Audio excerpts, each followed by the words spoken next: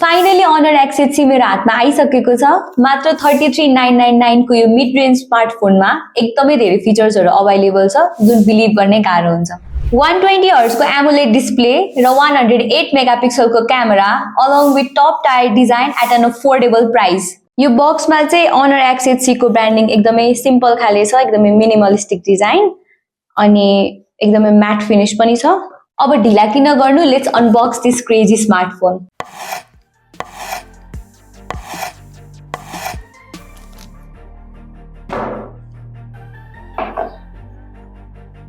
यहाँ चाहिँ हाम्रो Honor X8C हाम्रो हिरो आजको मोबाइल रहेको छ।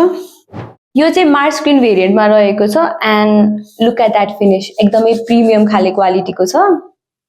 अरु यो सँगै सँगै के छ हामी बक्समा हेरौँ है त। अब now let's keep it aside.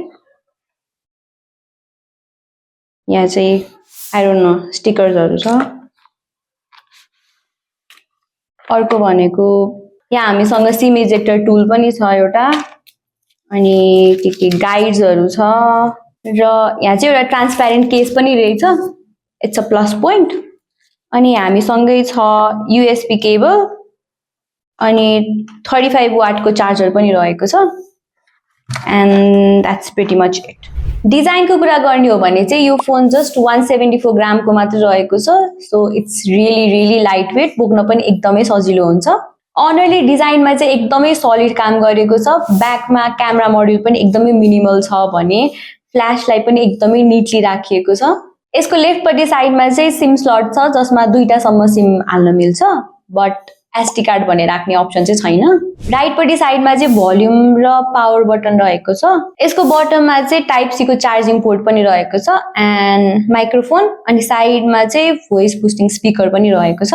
अनि यसको टपमा चाहिँ सेकेन्डरी माइक्रोफोन पनि दिएको छ which is great for video recording. र ब्याक साइडमा चाहिँ दुईटा क्यामेरा छ भने एउटा LED फ्ल्याश लाइट पनि छ। र यो फोनमा चाहिँ मोनो अडियो सिस्टम छ, that means no stereo speakers. र डिस्प्लेको कुरा गर्ने हो भने चाहिँ 6.7 इंच को फुल HD प्लस AMOLED डिस्प्ले अनि त्यसमा झन् 120 हर्ट्ज रिफ्रेश रेट। स्क्रोल गर्दा एकदमै सिल्की स्मुथ फिल हुन्छ। र ब्राइटनेसको कुरा गर्ने हो भने चाहिँ 2800 निट्स को पीक ब्राइटनेस छ जुन चाहिँ लास्ट इयरको Honor X8B भन्दा पनि एकदमै ब्राइट छ अनि आउटडोरमा स्क्रिन हेर्न पनि खासै प्रब्लम हुँदैन। अब कुरा गरौँ यसको ब्याट्रीको। यो स्मार्टफोनमा छ 5000 mAh को नन रिमुभेबल ब्याट्री जुनले चाहिँ all day usages comfortably handle गर्छ। अनि यो फोनले चाहिँ 35 वाट को फास्ट चार्जिङ सपोर्ट गर्छ जसले गर्दा चार्जिङ गर्नलाई पनि धेरै टाइम चाहिँ लाग्दैन। परफर्मेन्सको कुरा गर्ने हो भने चाहिँ Honor X8C is packed with Snapdragon 685 chipset जसले गर्दा यो स्मार्टफोनले चाहिँ एकदमै इफिसिएन्ट र रिलायबल परफर्मेन्स दिन्छ। Honorले चाहिँ नेपालमा 8GB र्याम र 512GB को इन्टरनल स्टोरेज भएको भेरिएन्ट मात्रै लन्च गरेको छ जुनले मल्टिटास्किङ, मिडिया कन्जम्पसन अनि लाइट गेमिङलाई एकदमै स्मुथ बनाउँछ। यो फोन रन गर्छ on Android 15 with Magic OS 9। UI पनि क्लीन रेस्पोन्सिभ छ अनि एनिमेसन नि फ्लुइड फिल हुन्छ। फिचर्स जस्तै जेस्चर नेभिगेसन, स्मार्ट असिस्टेन्ट अनि कस्टमाइजेसन्सहरु पनि इन्क्लुडेड छ जसले युजर एक्सपिरियन्सलाई स्मार्टर र स्मुथर बनाउँछ। Now finally let's talk about its camera. Honor X8C को रियर साइडमा छ 108 मेगापिक्सल को primary camera with OIS support जसले लो लाइटमा नि एकदमै शार्प अनि स्टेबल फोटो दिन्छ। अल्सो यसमा छ 5 मेगापिक्सल को अल्ट्रा वाइड लेन्स जुनले ग्रुप फोटो र ल्यान्डस्केप क्याप्चर गर्न पनि पर्फेक्ट बनाउँछ। यसको फ्रन्टमा चाहिँ म्यासिभ 50 मेगापिक्सल को सेल्फी क्यामेरा छ, क्रिस्टल क्लियर सेल्फिज अनि हाई क्वालिटी भिडियो कल्सको लागि पर्फेक्ट। र भिडियो रेकर्डिङको कुरा गर्दा रियर क्यामेराले सपोर्ट गर्छ 1080p at 30 frame per second video with जाइरो EIS जसले फुटेजलाई स्मुथ र शेक फ्री बनाउँछ। र सँगसँगै फ्रन्ट क्यामेराले पनि 1080p at 30 frame per second video चाहिँ रेकर्ड गर्छ। यो चाहिँ भयो अब फोनमा भएको सबै फिचर्सहरुको कुरा। Now I will get back to you after some testing and the result. And I am back. After continuously using it for past few days, I am here with Honor X8C को full review. So initial impression मा देखेको जस्तै real life experience चाहिँ त्यतिकै खतरा थियो कि नाइ त? I am here to break it down for you, the good and the bad side of Honor X8C. So first मा चाहिँ कुरा गरौँ यसको good side को। सुरुमा छ design and build quality. Design wise चाहिँ this phone absolutely nails it. यो चाहिँ एकदमै lightweight पनि छ and talking about the buttons, power button र भोल्युम बटन अप डाउन गर्ने बेलामा पनि खासै त्यस्तो बिधि गाह्रो चाहिँ हुँदैन। यो स्मार्टफोनमा प्लास्टिकको ब्याग भए पनि ओभरअल फिल चाहिँ एकदमै स्टर्डी छ। सो अनरले चाहिँ बिल्ड क्वालिटीमा चाहिँ कम्प्रोमाइज गरेकै छैन है। सो डिस्प्लेको कुरा गर्नु पर्दाखेरि चाहिँ नर्मल डे टु डे युजको लागि चाहिँ एकदमै स्मुथ छ अनि नर्मल गेम्सहरू खेल्दा पनि ल्याग फिल नै हुँदैन। कलर्सहरू भिभिड छ एन्ड कन्ट्रास्ट पनि एकदमै स्ट्रङ छ, प्लस मिडिया कन्जम्सनको लागि चाहिँ डिस्प्ले पनि एकदमै इन्जोयबल छ। सो क्यामेराको कुरा गर्ने हो भने चाहिँ 108 मेगापिक्सल प्राइमरी क्यामेरा भएकोले रियर क्यामेराबाट फोटोज एन्ड भिडियोजहरू चाहिँ एकदमै क्रिस्प आउँछ। दो फुल 108 मेगापिक्सलको मजा लिने हो विथ गुड डिटेल्स भने चाहिँ I would suggest you to use high resolution mode on camera. Low लाइटमा खिचेको पिक्चर्सहरू चाहिँ हल्का स्याचुरेटेड देखे पनि एकदम डिसेन्ट नै आउँछ है। वाइड एङ्गल सट्सहरूको लागि चाहिँ 5 मेगापिक्सल अल्ट्रा वाइड सेन्सरले गर्दा फोटोज चाहिँ ठिकै आउँछ। त्यस्तो वाउ त म भन्दिनँ, बट डिसेन्ट नै छ भनौँ। Now talking about front camera, which is of 50 megapixels, selfies and video calling they look good. Plus front camera ले चाहिँ wide angle selfies हरु पनि खिच्न मिल्छ है।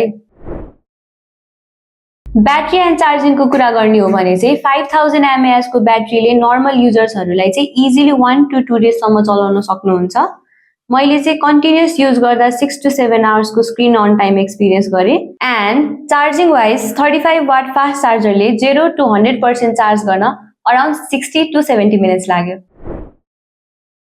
Now talking about software and features, Honor X8C runs on Magic OS 9 based on Android 15, which is lightweight, clean, अनि bloatware चाहिँ अलिअलि छ। Other features like gesture navigation पनि smooth छ, smart assistant built-in छ, and customization option नि ample छ, like icon packs, themes, animation controls. Regular updates को promise पनि Honor ले गरेको छ, so software support should be decent. ल अब कुरा गरौँ यसको limitations को। So performance wise, Snapdragon 685 is fine for daily tasks like social media, calls, YouTube and normal gaming etc. तर यो चिपसेट हाई एन्ड गेमिङमा चाहिँ स्ट्रगल गर्छ। PUBG और Genshin Impact जस्तो गेम्स मिडियम सेटिङमा प्लेएबल त हुन्छ, तर फ्रेम ड्रप र हिटिङ नोटिस हुन्छ during longer sessions. For a phone at this price chipset अलि राम्रो युज भएको भए चाहिँ यो लिमिटेशन्स पनि हुँदैन थियो होला। Now talking about another limitation, that is storage expandability. यसमा दुईटा सिम कार्ड स्लट त छ, तर माइक्रो एसडी कार्डको सपोर्ट चाहिँ छैन। अल्दो 512 GB इन्टरनल स्टोरेजले मोस्ट अफ द युजर्सहरूलाई इनफ स्पेस दिन्छ, but the people who store a lot of media उहाँहरूलाई एक्सपान्डेबल स्टोरेजको चाहिँ कमी हुन सक्छ। Now talking about another limitation, that is audio and ports. यो स्मार्टफोनमा मोनो स्पिकर छ, which is loud, but stereo audio जस्तो immersive feel चाहिँ छैन। यसमा 3.5 mm को हेडफोन ज्याक पनि छैन, so wired headphone युजर्सहरूलाई चाहिँ अलिक गाह्रो पर्न सक्छ। So यो type C or wireless headphones। Now talking about camera limitations, yes, camera specs चाहिँ impressive छ, तर यसले 4K recording support चाहिँ गर्दैन। Also, ultra wide क्यामेराबाट लिएको फोटोजमा डिटेल्स अलि मिसिङ जस्तो देखिन्छ, अनि नाइट मोड पनि मिड रेन्ज लेभल मात्रै हो, so flagship रिजल्ट चाहिँ एक्सपेक्ट नगर्नु। Now let's see some of the cool features that I discovered in this phone. AI eraser जसले गर्दा फोटोमा भएको कुनै पनि unnecessary objectलाई रिमुभ गरिदिन्छ। AI outpainting जसले कुनै पनि फोटोको साइजलाई एक्सपान्ड गर्न मिल्छ। Dual video recording through which back camera र फ्रन्ट क्यामेराबाट एकैचोटि भिडियो खिच्न मिल्छ in a single frame. Also you can directly scan the document using the camera।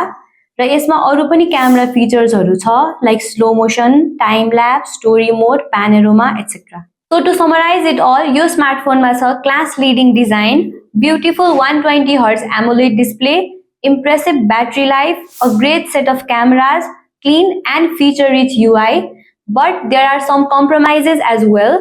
Limited performance for gamers, no SD card slot, mono audio system, and no 4K recording.